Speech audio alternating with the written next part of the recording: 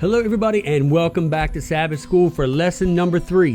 ਸਾਰਿਆਂ ਨੂੰ ਸਬਤ ਸਕੂਲ ਦੇ ਵਿੱਚ ਜੀ ਆਇਆਂ ਕਹਿ ਰਹੇ ਹਾਂ ਔਰ ਇਹ ਤੀਸਰਾ ਸਬਕ ਹੈ So this week's lesson is titled All Future Generations. ਔਰ ਇਸ ਹਫ਼ਤੇ ਦਾ ਜੋ ਸਰਲੇਖ ਹੈ ਉਹ ਹੈ ਕਿ ਭਵਿੱਖ ਵਿੱਚ ਆਉਣ ਵਾਲੀਆਂ ਕਿਸ਼ਤਾਂ ਬਾਰੇ So this week we're going to take a look at what sin did to God's creation. ਔਰ ਇਸ ਹਫ਼ਤੇ ਅਸੀਂ ਦੇਖਾਂਗੇ ਕਿ ਗੁਨਾਹ ਨੇ ਇਸ ਦੁਨੀਆ ਦੇ ਉੱਤੇ ਕੀ ਅਸਰ ਕੀਤਾ And then we're going to take a look at how God began to fix it through a man named Noah. ਔਰ ਫਿਰ ਅਸੀਂ ਦੇਖਾਂਗੇ ਕਿ ਇਸ ਜੋ ਵਿਗਾੜ ਹੋਇਆ ਇਸ ਨੂੰ ਪ੍ਰਭੂ ਨੇ ਇੱਕ ਮਨੁੱਖ ਜਿਸ ਦਾ ਨਾਂ ਨੂਹ ਸੀ ਉਹਦੇ ਜ਼ਰੀਏ ਸੁਧਾਰਨਾ ਸ਼ੁਰੂ ਕੀਤਾ So let's get right into it. ਔਰ ਚਲਿਏ ਇਸ ਸਬਕ ਦੇ ਵਿੱਚ Okay, so the lesson starts out talking about how the world was perfect. God said when he finished, it was very good. ਔਰ ਜਿਹੜਾ ਸਬਕ ਹੈ ਉਹ ਇਸ ਤਰ੍ਹਾਂ ਸ਼ੁਰੂ ਹੁੰਦਾ ਕਿ ਜਦੋਂ ਦੁਨੀਆ ਆਰੰਭ ਕੀਤੀ ਉਹ ਬਿਲਕੁਲ ਮੁਕੰਮਲ ਸੀ ਪ੍ਰਭੂ ਨੇ ਆਪ ਕਿਹਾ ਕਿ ਇਹ ਬਹੁਤ ਅੱਛਾ ਹੈ But then, of course, we saw the first sin.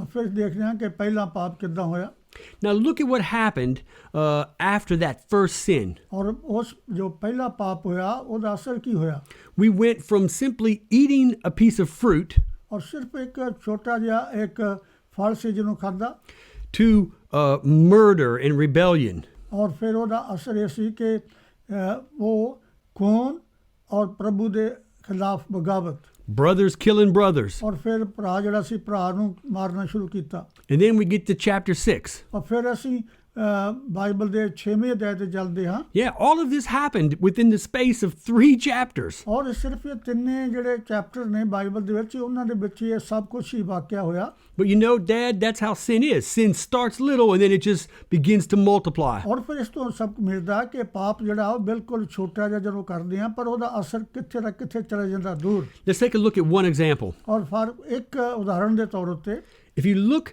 at the 6th chapter of Genesis, ਔਰ ਜਦੋਂ ਤੁਸੀਂ ਉਤਪਤੀ ਦੀ ਪੁਸਤਕ ਜਿਹੜੀ ਬਾਈਬਲ ਦੇ ਵਿੱਚ ਆ ਉਹਦੇ 6ਵੇਂ ਅਧਿਆਇ ਨੂੰ ਦੇਖੋ this is where the story of Noah begins. ਔਰ ਇੱਥੇ ਨੂਹ ਦੀ ਕਹਾਣੀ ਜਿਹੜੀ ਆ ਸ਼ੁਰੂ ਹੁੰਦੀ ਆ So in Genesis chapter 6, verse 2, ਔਰ 6ਵਾਂ ਅਧਿਆਇ ਉਤਪਤੀ ਦਾ ਉਹਦੇ ਦੂਸਰੇ ਆਇਤ ਦੇ ਵਿੱਚ ਜਾਂ ਸ਼ਲੋਕ ਦੇ ਵਿੱਚ we see two different groups being mentioned. ਔਰ ਉੱਥੇ ਦੇਖਦੇ ਹਾਂ ਕਿ ਦੋ ਤਰ੍ਹਾਂ ਦੇ ਗਰੁੱਪ ਨੇ ਮਨੁੱਖਤਾ ਦੇ ਪਾਏ ਜਾਂਦੇ We see one group being described as the sons of God. ਔਰ ਉਹਦੇ ਵਿੱਚ ਦੇਖਦੇ ਹਾਂ ਕਿ ਇੱਕ ਦੋ ਗਰੁੱਪ ਨੇ ਦੋਹਾਂ ਗਰੁੱਪਾਂ ਦੇ ਵਿੱਚ ਇੱਕ ਨੂੰ ਦੱਸਿਆ ਕਿ ਪ੍ਰਭੂ ਦੇ ਬੇਟੇ ਬੇਟੀਆਂ Now the other group was called the daughters of men. ਔਰ ਦੂਸਰੇ ਜਿਹੜੇ ਕਹੇ ਗਏ ਸੀ ਕਿ ਮਨੁੱਖ ਜਿਹੜੇ ਸੀ ਉਹਨਾਂ ਦੀਆਂ ਬੇਟੀਆਂ So what we see is one group as being spoken of as belonging to God, but the other group did not belong to God. ਇੱਥੇ ਤੁਸੀਂ ਦੇਖਦੇ ਹੋ ਕਿ ਇੱਕ ਉਹ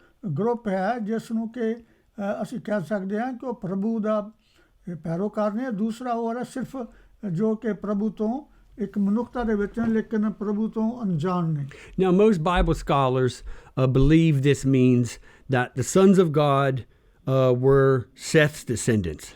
ਔਰ ਆਮ ਤੌਰ ਤੇ ਜੋ ਬਾਈਬਲ ਦੇ ਵਿਦਵਾਨ ਨੇ ਉਹ ਕਹਿੰਦੇ ਨੇ ਕਿ ਜਿਹੜੇ ਪ੍ਰਭੂ ਦੇ ਲੋਕ ਨੇ ਜਾਂਦੇ ਨੇ ਉਹ ਜਿਹੜਾ ਨੂਹ ਦਾ ਬੇਟਾ ਇੱਕ ਸ਼ਾਮ ਹੋਇਆ ਉਹਦੇ ਬੇਟੇ ਸਨ And they belonged to God because they obeyed him. They were on his side. ਉਹ ਪ੍ਰਭੂ ਦੇ ਇਸ ਲਈ ਉਹ ਗਰੁੱਪ ਕਿਹਾ ਗਿਆ ਕਿਉਂਕਿ ਉਹ ਪ੍ਰਭੂ ਦੇ ਭਗਤ ਸਨ ਪ੍ਰਭੂ ਦੇ ਹੁਕਮਾਂ ਤੇ ਚੱਲਦੇ ਸਨ But the daughters of men, ਲੇਕਿਨ ਜਿਹੜੀਆਂ ਮਨੁੱਖਾਂ ਦੀਆਂ ਬੇਟੀਆਂ ਸਨ they were separate and distinct from belonging to God. ਲੇਕਿਨ ਉਹ ਸਨ ਜਿਹੜੇ ਉਹਨਾਂ ਦੀਆਂ ਬੇਟੀਆਂ ਸਨ ਜੋ ਕਿ ਪ੍ਰਭੂ ਤੋਂ ਦੂਰ ਸਨ And people believe that they were the descendants of Cain. ਔਰ ਉਹ ਦੱਸਿਆ ਗਿਆ ਕਿ ਜਿਹੜਾ ਕਾਇਨ ਇੱਕ ਆਦਮ ਦਾ ਪੁੱਤ ਹੋਇਆ ਉਹਦੀ ਔਲਾਦ ਵਿੱਚੋਂ ਸਨ Now it's very interesting that in verse 2 we have a very clear group of people that are described as belonging to God. ਔਰ ਉਹਦੇ ਵਿੱਚ ਦੇਖਦੇ ਹਾਂ ਕਿ ਜਿਹੜਾ ਦੂਸਰਾ ਸ਼ਲੋਕ ਹੈ 6ਵੇਂ ਅਧਿਆਇ ਦਾ ਬਿਲਕੁਲ ਸਾਫ਼ ਦੱਸਿਆ ਗਿਆ ਕਿ ਇੱਕ ਉਹ ਗਰੁੱਪ ਆ ਜੋ ਕਿ ਪ੍ਰਭੂ ਦੇ ਪਿੱਛੇ ਚੱਲ ਰਹੇ ਨੇ ਉਹਦੇ ਭਗਤ ਨੇ So at least we had some people on the earth that were on God's team, you know, they were on God's side. ਇਸ ਤੋਂ ਇਦਾਂ ਲੱਗਦਾ ਕਿ ਹਾਂ ਉਸ ਵੇਲੇ ਵੀ ਕੁਝ ਮਨੁੱਖ ਹੈ ਸਨ ਜਿਹੜੇ ਕਿ ਪ੍ਰਭੂ ਨੂੰ ਮੰਨਦੇ ਸਨ But like 2 verses later, everybody is wicked. ਲੇਕਿਨ ਜਦੋਂ ਤੁਸੀਂ ਦੂਸਰੇ ਸ਼ਲੋਕ ਦੇ ਉਹਦੇ ਅੱਗੇ ਸ਼ਲੋਕ ਪੜ੍ਹੋ ਤਾਂ ਲਿਖਿਆ ਕਿ ਹਰ ਇੱਕ ਹੀ ਜਿਹੜਾ ਉਹ ਪ੍ਰਭੂ ਤੋਂ ਦੂਰ ਹੋ ਗਿਆ। So how did a group that belonged to God in verse 2 become wicked by verse 5? ਔਰ ਜਿੱਥੇ ਤੁਸੀਂ ਦੇਖੋ ਕਿ ਜਿਹੜਾ ਦੂਸਰੇ ਸ਼ਲੋਕ ਦੇ ਵਿੱਚ ਲਿਖਿਆ ਕਿ ਇਹ ਪ੍ਰਭੂ ਦੇ ਲੋਕ ਸਨ, ਤੇ 5ਵੀਂ ਆਇਤ ਦੇ ਵਿੱਚ ਜਦੋਂ ਤੁਸੀਂ ਅੱਗੇ ਦੇਖਦੇ ਹੋ ਤੇ ਲਿਖਿਆ ਕਿ ਉਹ ਸਾਰੇ ਦੇ ਸਾਰੇ ਪ੍ਰਭੂ ਤੋਂ ਦੂਰ ਹੋ ਗਏ ਨੇ। Well, friends, it's very simple. ਔਰ ਹੋਏ ਕਿੱਦਾਂ ਉਹ?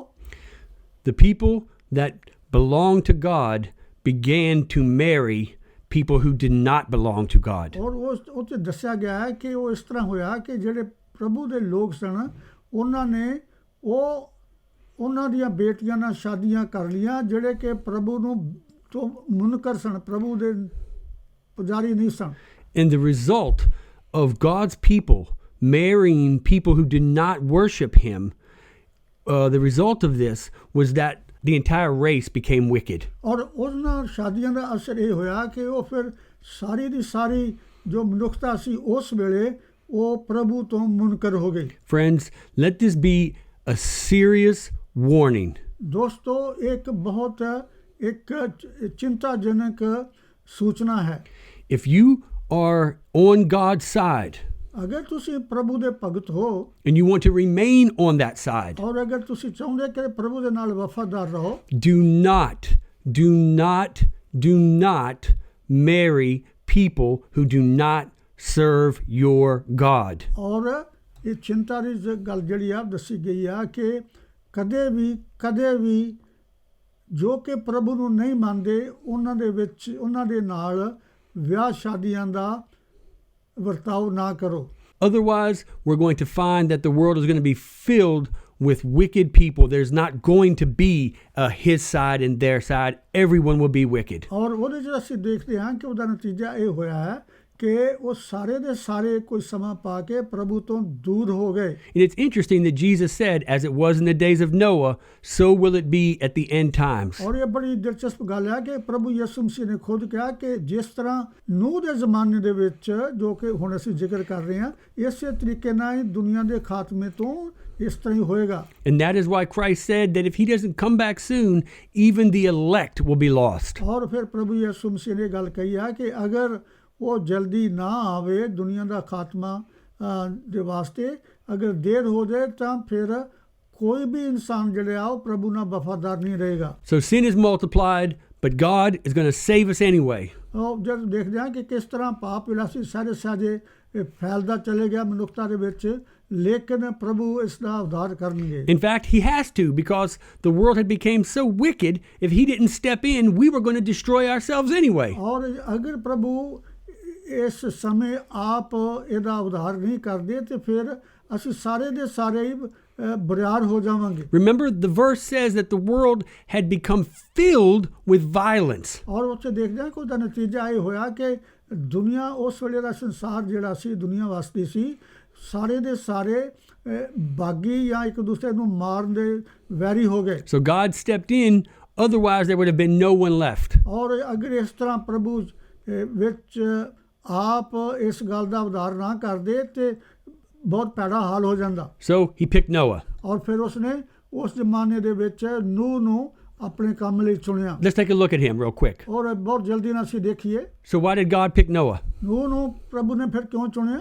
Because the Bible said that Noah obeyed God, and God knew he could trust Noah. ਔਰ ਬਾਈਬਲ ਕਹਿੰਦੀ ਹੈ ਕਿ ਨੂਹ ਜਿਹੜਾ ਸੀ ਉਹ ਸੱਚਾ ਮਨੁੱਖ ਸੀ ਔਰ ਪ੍ਰਭੂ ਉਸ ਤੇ ਵਿਸ਼ਵਾਸ ਕਰ ਸਕਦੇ ਸਨ। So if we want God to use us, he needs to be able to trust that we're going to obey him as well. ਔਰ ਅਗਰ ਅਸੀਂ ਪ੍ਰਭੂ ਦੇ ਮਗਰ ਚੱਲਣਾ ਚਾਹੁੰਦੇ ਹਾਂ ਤੇ ਫਿਰ ਸਾਨੂੰ ਇਸ ਲਾਇਕ ਹੋਣਾ ਚਾਹੀਦਾ ਕਿ ਪ੍ਰਭੂ ਸਾਡੇ ਤੇ ਵਿਸ਼ਵਾਸ ਕਰ ਸਕੇ ਕਿ ਅਸੀਂ ਸੱਚਾਈ ਤੇ ਅਟਲ ਰਹਾਂਗੇ।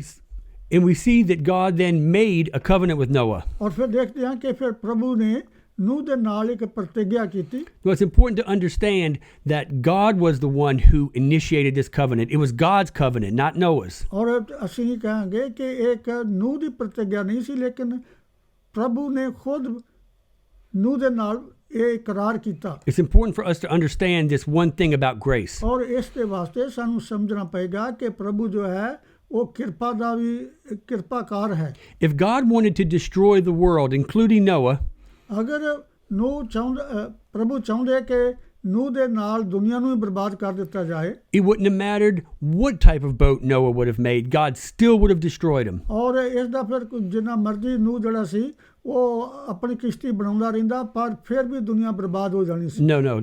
This covenant was about grace. God chose to save him. Noah building the ark didn't save him. God saved him. ਔਰ ਇਹਦੇ ਵਿੱਚ ਦੇਖਦੇ ਹਾਂ ਕਿ ਉਹ ਕਿਸ਼ਤੀ ਨੇ ਨੂਹ ਨੂੰ ਨਹੀਂ ਬਚਾਇਆ, ਲੇਕਿਨ ਕਿਸ਼ਤੀ ਦਾ ਇੱਕ ਸਾਧਨ ਬਣਾਉਂਦਾ ਹੋਇਆ ਪ੍ਰਭੂ ਨੇ ਨੂਹ ਨੂੰ ਬਚਾਇਆ। And once God saved him, he then made a covenant with the entire race, with the entire world. ਔਰ ਜਦੋਂ ਫਿਰ ਨੂਹ ਬਚਾ ਲਿਆ ਗਿਆ ਤੇ ਫਿਰ ਨੂਹ ਦੇ ਨਾਲ ਇੱਕ ਹੋਰ ਪ੍ਰਭੂ ਨੇ ਬੜੀ ਵੱਡਾ ਇਕਰਾਰ ਜਾਂ ਪ੍ਰਤਿਗਿਆ ਕੀਤੀ। He said, when I put that rainbow up there and you see it, I want you to know I'll never flood this world again. ਔਰ ਪ੍ਰਭੂ ਨੇ ਕਿਹਾ ਕਿ ਬੱਦਲਾਂ ਦੇ ਵਿੱਚ, ਜਿੱਦਾਂ ਅਸੀਂ ਪੰਜਾਬੀ 'ਚ ਕਹਿੰਦੇ ਹਾਂ ਕਿ ਜਦੋਂ ਤੁਸੀਂ ਉਹ ਗੁੱਡੇ ਦੀ ਪੀਂਘ ਜਿਹੜੀ ਆ ਤੁਸੀਂ ਚੜੀ ਹੋਈ ਦੇਖਦੇ ਹੋ, ਤੇ ਪ੍ਰਭੂ ਨੇ ਕਿਹਾ ਕਿ ਇਹ ਇੱਕ ਮੇਰਾ ਨਿਸ਼ਾਨ ਹੋਏਗਾ ਕਿ ਮੈਂ ਦੁਨੀਆ ਨੂੰ ਪਾਣੀ ਦੇ ਨਾਲ ਫਿਰ ਦੁਬਾਰਾ ਬਰਬਾਦ ਨਹੀਂ ਕਰੂੰਗਾ। Now this covenant is different than the covenant he made with Noah. ਔਰ ਇਹ ਜਿਹੜੀ ਪ੍ਰਤਿਗਿਆ ਸੀ ਨੂਹ ਦੇ ਨਾਲ ਜੋ ਪ੍ਰਤਿਗਿਆ ਕੀਤੀ ਸੀ ਉਹ ਬਿਲਕੁਲ ਵੱਖਰੀ ਸੀ। For Noah to be saved, he had to obey. He had to build the ark and get in. ਔਰ ਨੂਹ ਇਸ ਕੇ ਬਚ ਜਾਂਦਾ, ਉਸ ਨੂੰ ਜਿਹੜੀ ਕਿਸ਼ਤੀ ਸੀ ਉਹ ਬਣਾਉਣੀ ਪਈ ਸੀ।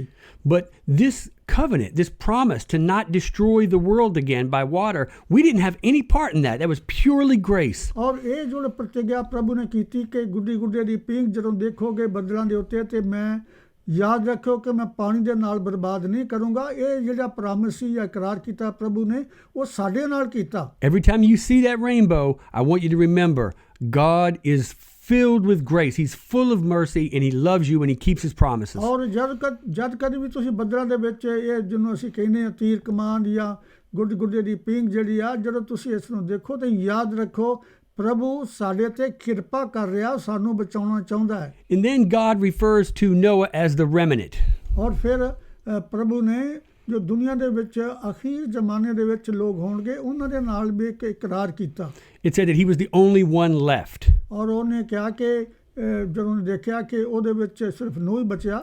This just means that whenever God does things, he always makes sure that there's somebody on the earth that loves him and serves him. ਔਰ ਇਸ ਦਾ ਅਰਥ ਇਹ ਹੈ ਕਿ ਜਦੋਂ ਵੀ ਦੁਨੀਆ ਨੂੰ ਬਰਬਾਦੀ ਦੇ ਲਾਗੇ ਆਉਂਦੀ ਆ ਤੇ ਪ੍ਰਭੂ ਚੁਣਦਾ ਹੈ ਕਿ ਉਹਨੂੰ ਪਤਾ ਹੈ ਕਿ ਘੱਟੋ ਘੱਟ ਕੋਈ ਨਾ ਕੋਈ ਅਜੇ ਬਚਿਆ ਹੈ ਜੋ ਕਿ ਉਹਦੇ ਪਿੱਛੇ ਚੱਲ ਰਿਹਾ ਹੈ। No matter how wicked the world got, and no matter how much they forgot about God, there was always Noah to remind them. ਇਸ ਦਾ ਅਰਥ ਇਹ ਹੈ ਕਿ ਇਹਦੀ ਕੋਈ ਗੱਲ ਨਹੀਂ ਕਿ ਦੁਨੀਆ ਬਿਲਕੁਲ ਪਾਪਾਂ ਦੇ ਵਿੱਚ ਕਿਉਂ ਨਾ ਭਰ ਗਈ ਹੋਏ, ਪਾਪਾਂ ਦੇ ਵਿੱਚ ਕਿਉਂ ਨਾ ਗਵਾਚ ਗਈ ਹੋਏ, ਲੇਕਿਨ ਫਿਰ ਵੀ ਪ੍ਰਭੂ ਦਾ ਭਗਤ ਕੋਈ ਨਾ ਕੋਈ ਉਸ ਵੇਲੇ ਵੀ ਕਾਇਮ ਰਹੇਗਾ। And friend, that is our job as Christians, and that is our job as the church. ਔਰ ਫਿਰ ਇਹ ਜਿਹੜੀ ਗੱਲਬਾਤ ਆ ਇਹ ਦੱਸਣ ਦੀ, ਲੋਕਾਂ ਨੂੰ ਦੱਸਣ ਦੀ ਜਾਂ ਆਪ ਬਚਣ ਦੀ, ਇਹ ਸਾਡੇ ਨਾਲ ਪ੍ਰਭੂ ਦਾ ਇਕਰਾਰ ਹੈ ਔਰ ਸਾਨੂੰ ਦੁਨੀਆ ਨੂੰ ਦੱਸਣਾ ਪੈਣਾ ਹੈ।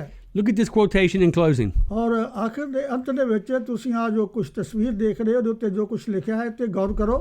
It says that before the flood that there was a period of testing and trial. ਔਰ ਲਿਖਿਆ ਹੈ ਕਿ ਇਸ ਤੋਂ ਪਹਿਲਾਂ ਕਿ ਇਸ ਦੁਨੀਆ ਨੂੰ ਪਾਣੀ ਦੇ ਨਾਲ ਪ੍ਰਭੂ ਬਰਬਾਦ ਕਰ ਦਿੰਦਾ, ਇਸ ਤੋਂ ਪਹਿਲਾਂ ਦੁਨੀਆ ਦਾ ਇੱਕ ਇਮਤਿਹਾਨ ਲਿਆ ਗਿਆ। And that we have the opportunity to show to God and to the world that we are going to trust him and serve him. ਔਰ ਇਹ ਸਾਡੀ ਇੱਕ ਡਿਊਟੀ ਬਣਦੀ ਆ, ਸਾਡਾ ਫਰਜ਼ ਬਣਦਾ ਹੈ ਕਿ ਅਸੀਂ ਲੋਕਾਂ ਨੂੰ ਦੱਸ ਸਕੀਏ ਔਰ ਆਪ ਵੀ ਕੋਸ਼ਿਸ਼ ਕਰ ਸਕੀਏ ਪ੍ਰਭੂ ਦੀ ਕਿਰਪਾ ਹਾਸਲ ਕਰਦੇ ਹੋਏ ਕਿ ਬਚ ਸਕੀਏ। God never destroys without first giving people a chance to do what's right. ਕਿਉਂਕਿ ਪ੍ਰਭੂ ਕਦੇ ਵੀ ਇਸ ਦੁਨੀਆ ਨੂੰ ਬਰਬਾਦ ਨਹੀਂ ਕਰੇਗਾ ਜਦ ਤੱਕ ਕਿ ਉਹ ਪਹਿਲਾਂ ਦੁਨੀਆ ਨੂੰ ਪ੍ਰਭੂ ਦੇ ਲੋਕਾਂ ਦੇ ਦੁਆਰਾ ਚਿੰਤਾਜਨਕ ਨਾ ਕਰ ਦੇਣ। So as Christians, as church family, let's do what's right and let's warn the world and give them a chance to get into the ark. ਔਰ ਇਸ ਕਰਕੇ ਸਾਡਾ ਵੀ ਇਹ ਫਰਜ਼ ਬਣਦਾ ਹੈ ਕਿ ਜਿਸ ਤਰ੍ਹਾਂ ਨੂਹ ਆਰਕ ਵਿੱਚ ਜਾਣ ਤੋਂ ਜਾਂ ਕਿਸ਼ਤੀ 'ਚ ਜਾਣ ਤੋਂ ਪਹਿਲਾਂ ਜਦੋਂ ਉਹਦੀ ਕਿਸ਼ਤੀ ਬੰਦ ਹੋਈ, ਉਹਨੇ ਤਮਾਮ ਲੋਕਾਂ ਨੂੰ ਇਸ ਦੁਨੀਆ ਨੂੰ ਵਾਰਨਿੰਗ ਦਿੱਤੀ ਜਾਂ ਇਤਲਾਹ ਦਿੱਤੀ ਕਿ ਦੁਨੀਆ ਬਰਬਾਦ ਹੋ ਜਾਏਗੀ। ਇਸੇ ਤਰੀਕੇ ਸਾਡਾ ਵੀ ਇਹ ਫਰਜ਼ ਬਣਦਾ ਕਿ ਲੋਕਾਂ ਨੂੰ ਦੱਸ ਸਕੀਏ ਕਿ ਗੁੱਡੇ ਦੀ ਪੀਂਘ ਬੱਦਲਾਂ ਦੇ ਉੱਤੇ ਜਿਹੜੀ ਸਾਨੂੰ ਦਿਖਾਈ ਦਿੰਦੀ ਆ ਇੱਕ ਦੁਨੀਆ ਨੂੰ ਬਰਬਾਦੀ ਵਾਸਤੇ ਇੱਕ ਨਿਸ਼ਾਨ ਆ, ਤੇ ਸਾਨੂੰ ਆਪ ਵੀ ਔਰ ਲੋਕਾਂ ਨੂੰ ਵਿਚਾਰ ਕਰਨਾ ਚਾਹੀਦਾ। So that brings us to the end of this week's lesson. ਔਰ ਹੁਣ ਇਸ ਹਫਤੇ ਦਾ ਜਿਹੜਾ ਸਾਡਾ ਸਬਕ ਸੀ ਉਹ ਬੰਦ ਹੋ ਗਿਆ। Thank you guys for joining us, and we look forward to seeing you back again next week for lesson number 4. ਔਰ ਬਹੁਤ ਤੁਹਾਡਾ ਧੰਨਵਾਦ ਕਰਦੇ ਹਾਂ ਕਿ ਤੁਸੀਂ ਸਾਡੇ ਨਾਲ ਮਿਲੇ ਹੋ, ਸਾਡੇ ਨਾਲ ਸੰਬੰਧ ਬਣਾਇਆ, ਔਰ ਅਸੀਂ ਇਸ ਗੱਲ ਦੀ ਉਡੀਕ ਰੱਖਦੇ ਰਹਾਂਗੇ ਕਿ ਆਉਣ ਵਾਲੇ ਹਫਤੇ ਤੱਕ ਫਿਰ ਤੁਹਾਡੇ ਨਾਲ ਗੱਲਬਾਤ ਹੋ ਸਕੇ, ਪ੍ਰਭੂ ਦੇ ਵਿਚਾਰ ਬਾਣੀ ਤੇ ਵਿਚਾਰ ਕਰ ਸਕੀਏ। Now Dad's going to pray and offer you guys a blessing. ਹੁਣ ਅਸੀਂ ਸਾਰੇ ਮਿਲ ਕੇ ਪ੍ਰਾਰਥਨਾ ਕਰਾਂਗੇ। ਲੈਟਸ ਪ੍ਰੇ। ਪਿਆਰੇ ਪ੍ਰਭੂ, ਤੁਹਾਡਾ ਧੰਨਵਾਦ ਕਰਦੇ ਹਾਂ ਕਿ ਤੁਹਾਡੀ ਕਿਰਪਾ ਸ਼ੁਰੂ ਤੋਂ ਲੈ ਕੇ ਅੱਜ ਤੱਕ ਵੀ ਇਸ ਦੁਨੀਆ ਦੇ ਉੱਤੇ ਹੈ। ਇਸ ਤੋਂ ਪਹਿਲਾਂ ਕਿ ਦੁਨੀਆ ਬਰਬਾਦ ਹੋ ਜਾਏ, ਤੁਸੀਂ ਕਿਰਪਾ ਕਰਕੇ ਇਸ ਦੁਨੀਆ ਨੂੰ ਪਹਿਲਾਂ ਚਿੰਤਾ ਕਰਾਉਂਦੇ ਹੋ ਔਰ ਲੋਕਾਂ ਨੂੰ ਵਾਰਨਿੰਗ ਦਿੰਦੇ ਹੋ। ਔਰ ਇਸ ਵੇਲੇ ਤੁਹਾਡਾ ਧੰਨਵਾਦ ਕਰਦੇ ਹਾਂ ਕਿ ਤੁਸੀਂ ਸਾਨੂੰ ਨਿਸ਼ਾਨ ਦਿੱਤਾ ਹੈ। ਗੁੱਡੀ ਗੁੱਡੀ ਨੂੰ ਜਦੋਂ ਅਸੀਂ ਪਿੰਕ ਦੇਖਦੇ ਹਾਂ ਬੱਦਲਾਂ ਦੇ ਉੱਤੇ ਰੰਗੀਲੀ, ਤਾਂ ਪ੍ਰਭੂ ਅਸੀਂ ਯਾਦ ਕਰਦੇ ਹਾਂ ਤੁਹਾਡੇ ਵਾਅਦੇ ਨੂੰ। ਸਾਨੂੰ ਤਿਆਰ ਕਰੋ ਔਰ ਅਸੀਂ ਲੋਕਾਂ ਨੂੰ ਤਿਆਰ ਕਰ ਸਕੀਏ। ਪ੍ਰਭੂ ਯਿਸੂ ਮਸੀਹ ਦਾ ਨਾਮ ਲੈ ਕੇ ਮੰਗਦੇ ਹਾਂ, ਆਮੀਨ। Amen.